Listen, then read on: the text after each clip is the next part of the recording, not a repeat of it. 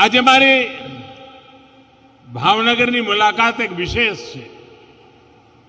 एक तरफ देश जहां आजादी के 75 वर्ष पूरे कर चुका है, वहीं इस साल भावनगर अपनी स्थापना के 300 वर्ष पूरे करने जा रहा है। 300 वर्षों की अपनी इस यात्रा में भावनगर ने सतत विकास की, सौराष्ट्र की सांस्कृतिक राजधानी के रूप में अपनी एक पहचान बनाई है। इस विकास यात्रा को नए आयाम देने के लिए आज यहां करोड़ों रुपयों के अनेक प्रोजेक्ट्स का लोकार्पण और शिलान्यास हुआ है। ये प्रोजेक्ट भावनगर की पहचान को सशक्त करेंगे, सौराष्ट्र के किसानों को सिंचाई की नई सौगात देंगे, आत्मनिर्भर भारत अभियान को और मजबूती देंगे। रीजनल साइंस सेंटर के बनने से शिक्षा और संस्कृति के शहर के रूप में भावनगर की पहचान और समृद्ध होगी। इन सभी प्रोजेक्ट्स के लिए आप सभी को बहुत बहुत बधाई।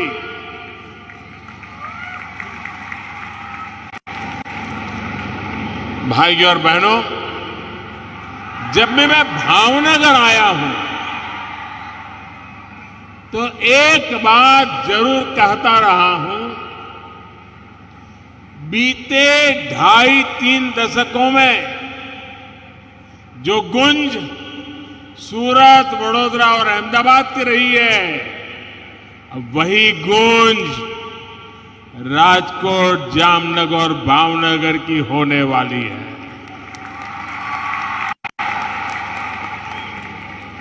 सौराष्ट्र की समृद्धि को लेकर मेरा विश्वास इसलिए प्रगाढ़ रहा है क्योंकि यहां उद्योग, खेती, पर्यटन, इन तीनों के लिए ही अभूतपूर्व संभावनाएं हैं। आज का ये कार्यक्रम इसी दिशा में तेजी से आगे बढ़ते डबल इंजन सरकार के प्रयासों का एक जीता जागता सबूत है। भावनगर समंदर के किनारे बसा जिला है। गुजरात के पास देश की सबसे लंबी कोस्टलाइन है, लेकिन आजादी के बाद कई दशकों में तटीय विकास पर उतना ध्यान नहीं दिए जाने की वजह से ये विशाल कोस्टलाइन एक तरह से लोगों के लिए बड़ी चुनौती बन गई थी। समंदर का खारा पानी यहां के लिए अभिशाप बना हुआ था। समंदर के किनारे बसे गांव के गांव खाली हो गए थे। लोग यहां वहां पलायन करने लगे थे। कितने ही नौजवान सूरत जाते थे, वहां एक ही कमरे में 10-10, 15-15, 20-20 लोग जैसे तैसे गुजारा करते थे। ये स्थिति बहुत दुखद थी। साथियों, बीते 2 दशकों में गुजरात की कोस्टलाइन को भारत की समृद्धि का द्वार बनाने के लिए हमने ईमानदारी से प्रयास किया। रोजगार के अनेक नए अवसर खड़े किए।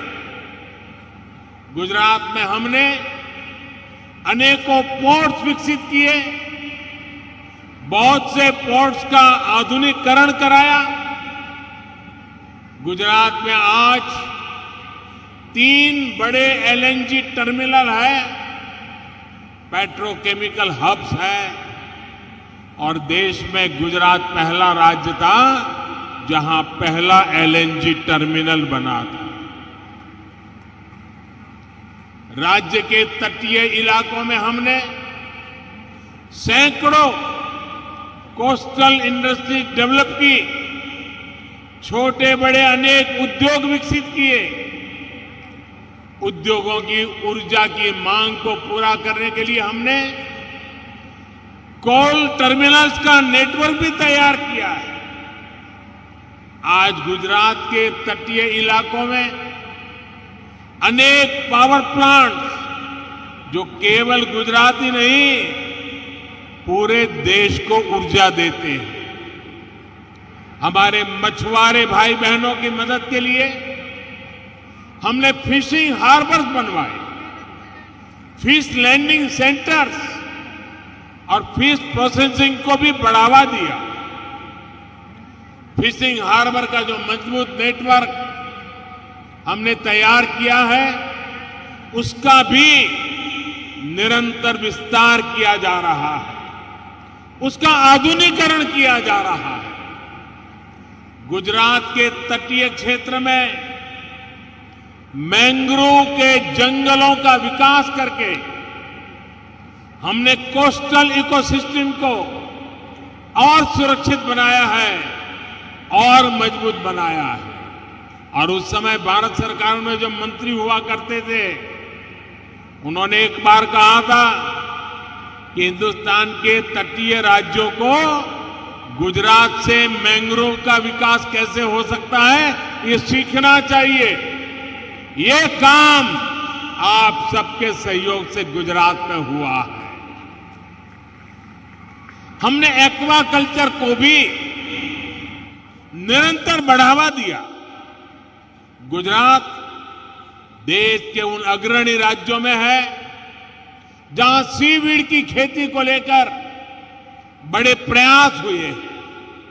आज गुजरात की कोस्टलाइन देश के आयात निर्यात में बहुत बड़ी भूमिका निभाने के साथ ही लाखों लोगों को रोजगार का माध्यम भी बनी है। आज गुजरात की कोस्टलाइन रिन्यूएबल एनर्जी और हाइड्रोजन इकोसिस्टम उसका पर्याय बनकर के उभर रही है। हमने सौराष्ट्र को भी ऊर्जा का एक महत्वपूर्ण केंद्र बनाने का प्रयास किया। गुजरात और देश की ऊर्जा, उसकी जो जरूरतें हैं, उसके लिए जो कुछ भी चाहिए, आज ये क्षेत्र उसका बड़ा हब बन रहा है। अब तो सौर ऊर्जा के भी अनेक प्रोजेक्ट्स इस क्षेत्र में लग रहे हैं। पालीताना में आज जिस सोलर पावर प्रोजेक्ट का उद्घाटन हुआ है, उससे क्षेत्र के अनेक परिवारों को सस्ती और पर्याप्त बिजली मिल पाएगी। एक समय था, जो आज 20-22 साल के होंगे ना, उनको तो इन बातों का पता भी नहीं होगा। यही हमारे गुजरात में एक समय था जब शाम को खाना खाने के समय अगर बिजली आ गई तो खुशी का दिन होता था। और मुझे याद है, मैं मुख्यमंत्री बना, पहले ही दिन से लोग कहते थे कि कम से कम शाम को खाना खाते समय बिजली मिले, ऐसा तो करो। वो सारे दुख वाले दिन चले गए दोस्तों।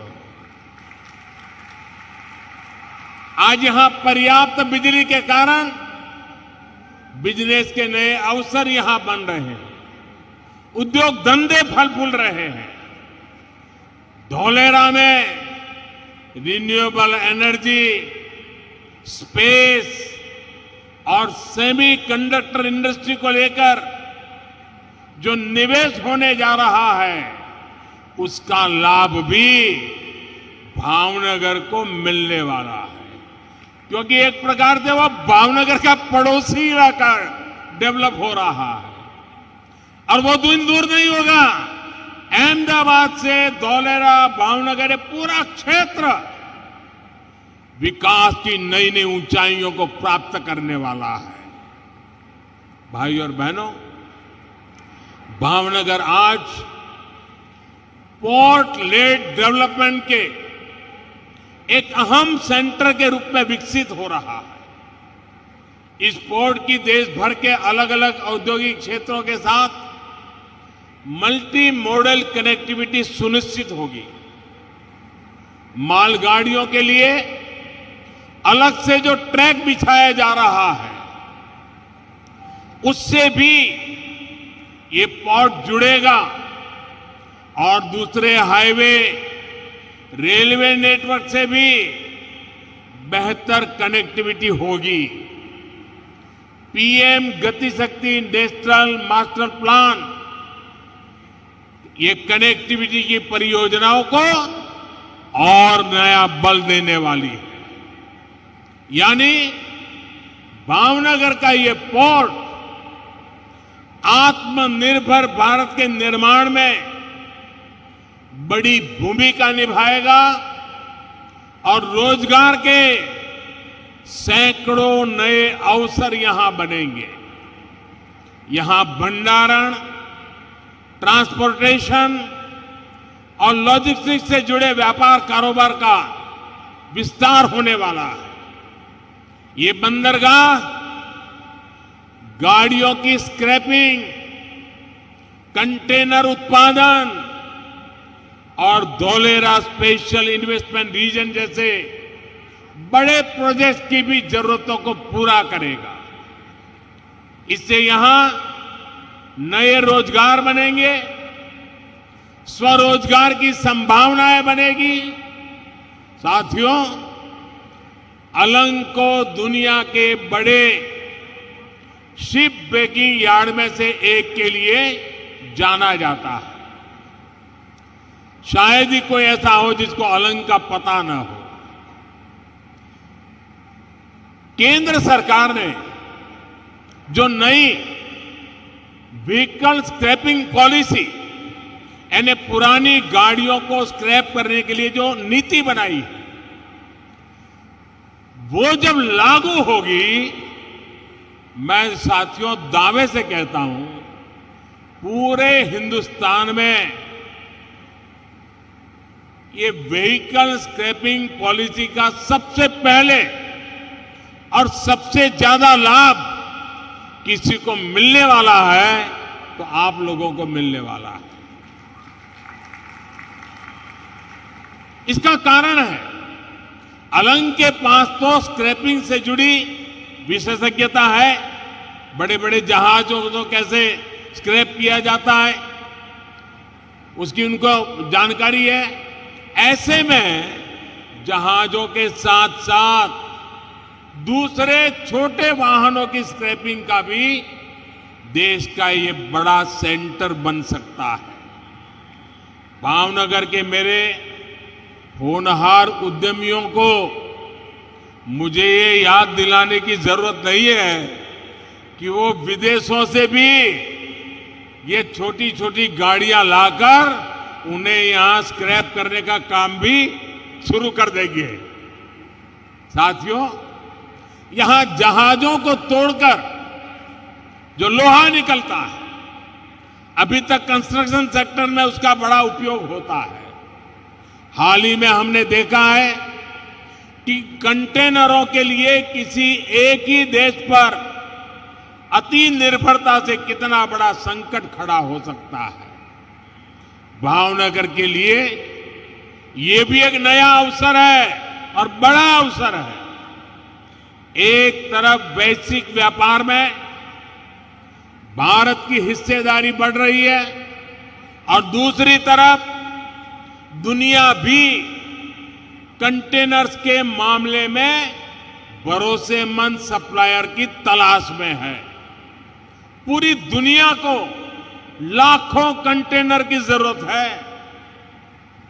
भावनगर में बनने वाले कंटेनर आत्मनिर्भर भारत को भी ऊर्जा देंगे और यहां रोजगार के अनेक अवसर भी बनाएंगे।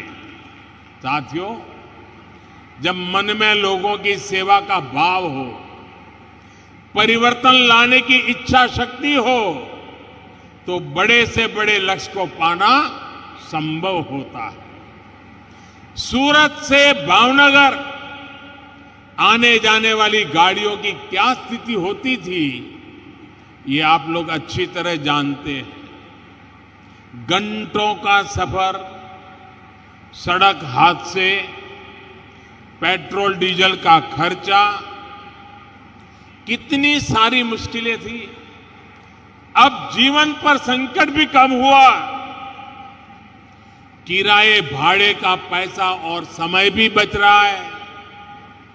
तमाम अड़चनों के बावजूद हमने गोगा दहेज फेरी शुरू करके दिखाई, इस सपने को पूरा किया।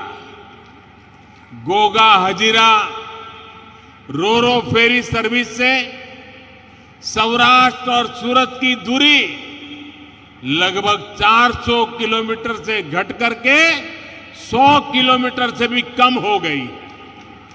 बहुत ही कम समय में इस सेवा से लगभग 3 लाख यात्री सफर कर चुके हैं।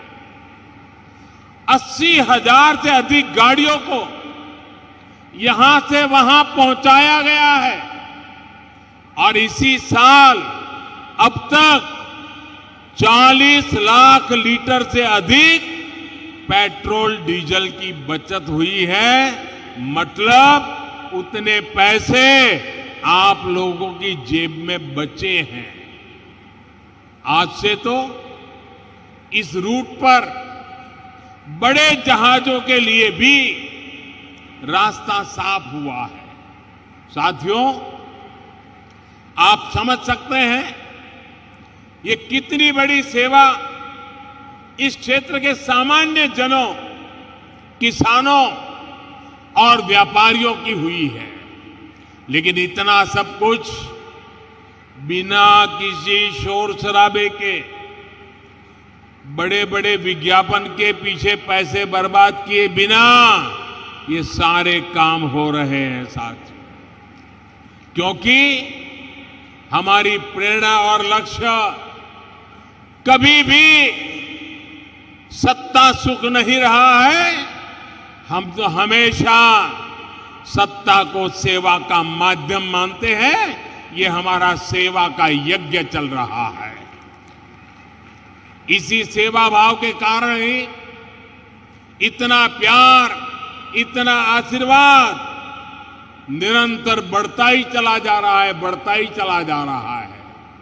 साथियों, हमारे प्रयासों से इस क्षेत्र में सिर्फ आना जाना, ट्रांसपोर्टेशन ही नहीं, उतनी ही सुविधा हुई ऐसा नहीं, लेकिन टूरिज्म को भी बढ़ावा मिला है। अपनी समुद्री विरासत को सहेज कर उसको पर्यटन की ताकत बनाने पर गुजरात के तटीय क्षेत्रों में अभूतपूर्व काम हो रहा है। लोथल में बनने वाला मैरीटाइम म्यूजियम, शायद आप में से बहुत कम लोगों को मालूम होगा, लोथल में दुनिया में नाम कमा सके ऐसा मैरीटाइम म्यूजियम बन रहा है। जैसे स्टैच्यू ऑफ यूनिटी उससे एक पहचान बनाई है, ये लोथल का मैरीटाइम म्यूजियम भी बनाएगा। क्योंकि हमारे लिए गर्व की बात है, दुनिया का सबसे पुराना बंदरगाह लोथल ये हमारी गुजरात की धरती पर है, ये हमारे भावनगर के किनारे पर है। लोथल हमारी विरासत का एक महत्वपूर्ण केंद्र रहा है, जिसको पूरी दुनिया के पर्यटन नक्शे पर लाने के लिए बहुत परिश्रम किया जा रहा है। लोथल के साथ वेलावदर नेशनल पार्क में इको टूरिज्म से जुड़े सर्किट का लाभ भी भावनगर को होने वाला है। विशेष रूप से छोटे छोटे जो बिजनेसमैन हैं, छोटे छोटे कारोबारी है, व्यापारी है, उनको विशेष लाभ होने वाला है। भाई और बहनों, सौराष्ट्र में किसानों और मछुआरों दोनों के जीवन में पिछले 2 दशकों में बहुत बड़ा बदलाव आया है। एक समय था जब जानकारी के अभाव में अक्सर मछुआरों का जीवन खतरे में पड़ जाता था।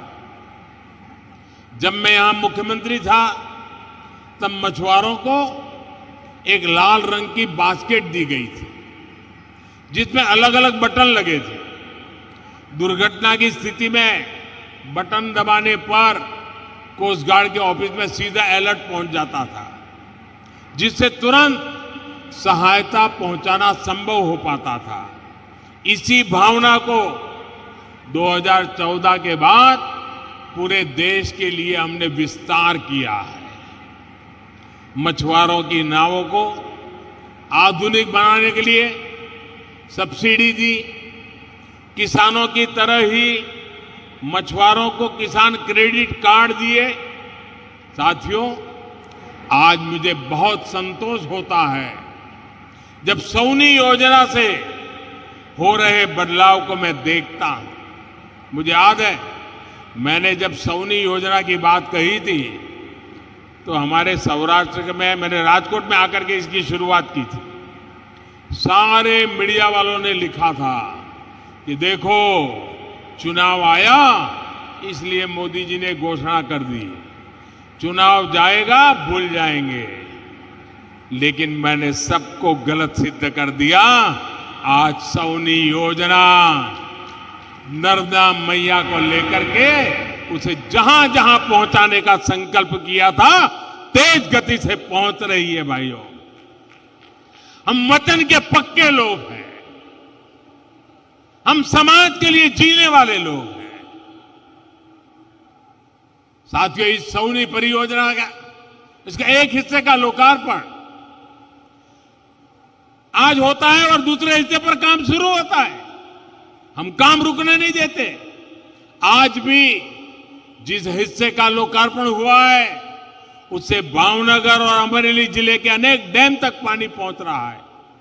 इसे भावनगर के गारियाधार, जेसर और महुआ तालुका और अमरेली जिले के राजूला और खांबा तालुका अनेक गांवों के किसानों को लाभ होने वाला है। भावनगर, गिर सोमनाथ, अमरेली, बोटाद, जूनागढ़, राजकोट, पोरबंदर, इन जिलों के सैकड़ों गांवों और दर्जनों शहरों तक पानी पहुंचाने के लिए भी आज काम नए सिरे से जोड़ा गया है। भाई और बहनों, अभाव को दूर करना और जो विकास में पीछे छूट गया उसका हाथ पकड़कर आगे ले जाना, ये डबल इंजन सरकार की प्रतिबद्धता है। गरीब से गरीब को जब साधन मिलते हैं, जब सरकार उनको संसाधन देती है, तो वो अपनी तकदीर बदलने में जुट जाता है। वो दिन रात मेहनत करता है और गरीबी से लड़ाई लड़के गरीबी को परास्त करता है। गुजरात में हम अक्सर गरीब कल्याण मेले का आयोजन करते थे। ऐसे ही एक कार्यक्रम के दौरान यहां भावनगर में एक बहन को मैंने 3 पहिए वाली साइकिल दी थी। दिव्यांग बहन थी। तो उसने मुझे क्या कहा, आप देखिए, मिजाज देखिए भावनगर के लोगों का, गुजरातों का स्पिरिट देखिए। मुझे बराबर याद है, उस बहन ने कहा कि मुझे तो साइकिल चलाना आता नहीं है, मुझे तो इलेक्ट्रिक ट्राइसिकल दीजिए। ये मिजाज है मेरे गुजरात का, ये मिजाज है मेरे भावनगर का। और ये जो विश्वास था, उस बहन के मन में जो भरोसा था, वो भरोसा मेरी सबसे बड़ी पूंजी है। भाई, गरीबों की यही सपने, यही आकांक्षाएं मुझे निरंतर काम करने की ऊर्जा देती है। आपके आशीर्वाद से ये ऊर्जा बनी रहे और निरंतर आपका प्यार बढ़ता चला जा रहा है। और मैं आज ये जरूर कहूंगा कि मुझे आने में कुछ साल लग गए, मैं देर से आया, लेकिन खाली हाथ नहीं आया हूं। पिछले सालों का जो बकाया था वो भी लेकर के आ गया वो। અને આમાં ભાવનગરનો તો મારી પર અધિકાર છે ભાઈ।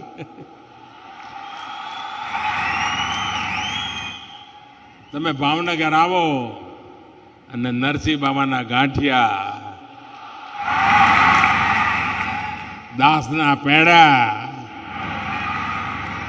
અને જ્યારે ગાંઠિયા યાદ કરું એટલે મને મારા હરિસિંહ દાદા યાદ આવે। बहु वर्षों पहला हूँ नानो कार्यकर्ता तरीके त्यारे तो हूँ राजकारण में नहोतो, मने गांठिया खावानुं कोई शीखवाड्युं होय तो हरिसिंह दादाए शीखवाड्युं। जारे आवे अमदावाद तो गांठिया लेता आवे, अमे संघ कार्यालय में रहीए, ये अमारी चिंता करे। अने आजे जारे भावनगर आवुं ત્યારે નવરાત્રીનું વ્રત ચાલે એટલે હમણાં તો બધું નકાબું, પણ છતાંય ભાવનગરના ગાંઠિયા દેશ અને દુનિયામાં વખણાય। આ નાની સૂની વાત નથી દોસ્તો, આ ભાવનગરની તાકાત છે। સાથીઓ, આજે વિકાસના અનેક પ્રકલ્પ લઈને હું આવ્યો છું, અનેક પરિયોજનાઓ લઈને આવ્યો છું। આ ભાવનગરની યુવા પેઢીનું ભવિષ્ય નિશ્ચિત કરનારી યોજનાઓ છે। ભાવનગરના ભવિષ્યને ચાર ચાંદ લગાવનારી યોજનાઓ છે। કોઈ કલ્પના નહીં કરે એ તેજ ગતિથી ભાવનગર વિકસે એના માટેની આ યોજનાઓ છે। અને એનો લાભ આખા સૌરાષ્ટ્રને મળશે, આખા ગુજરાતને મળશે અને દેશને પણ એના ફળ ચાખવા મળવાના છે। ભાઈઓ બહેનો, આપે જે પ્રેમ વરસાવ્યો છે, જે આશીર્વાદ વરસાવ્યા છે, આટલી વિરાટ સંખ્યામાં આપ પધાર્યા છો, હું અંતઃકરણપૂર્વક આપનો આભાર માનું છું। મારી સાથે બંને હાથ ઉપર કરીને પૂરી તાકાતથી બોલો, ભારત માતા કી, ભારત માતા की, भारत माता की। बहुत बहुत धन्यवाद।